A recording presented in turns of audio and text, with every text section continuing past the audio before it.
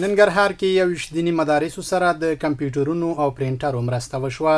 د ننګرهار علماو شورا مرستیال شیخ لال محمد صدیقی وایي دغه مرسته د صابر بلال په نوم تجارتي شرکت کړي.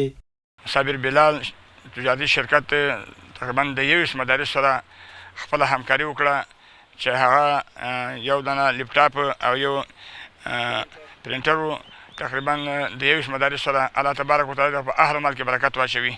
ربي کائنات خوشحال کړي. زما په تمام تجارانو باندې غږ ده چې هغه د مدارس سره همکاري وکړي. دا نومونه دوی خپل لرل. ما بیا ورسره رابطه وکړه چې ننګرهار کې ډېر زیات په سلهاوو مدرسې دي او دا خو 21 مدرسې دي، نور مو یې خوا بد نه کړي.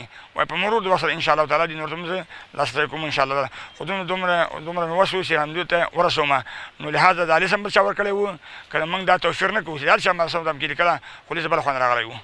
سره رود ولسوالۍ اړوند خیرآباد کلي کې د ضیاء المدارس دیني مدرسې محتمم مولوي افغان چې دغه مرسته یې ترلاسه کړې وایي د دغه لپټاپ کمپیوټر او پرینټر پر مټ به د خپلې مدرسې لومړنۍ ستونزې حل کړي. خو په وینا یې مدارس نور ضرورتونه هم لري او په خبره یې باید پوره شي.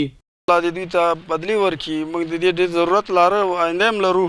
البته په دې مشکلات یې موږ نه حل کېږي، خو دا چې یو کومک کولې په شکل ده او دا به انشاءالله د دې لپاره آینده کې دا پروګرام وسي موږ هم کوو چا څومره وسه کېږي موږ سره د تجاران شرکتونو والا که د بلې چا په وس کې د ټول مدارس د اشد ضرورت ده او دا خو اوس زمانه داسې ده چې عصري علومو کې د دې ته اړتیا لرو.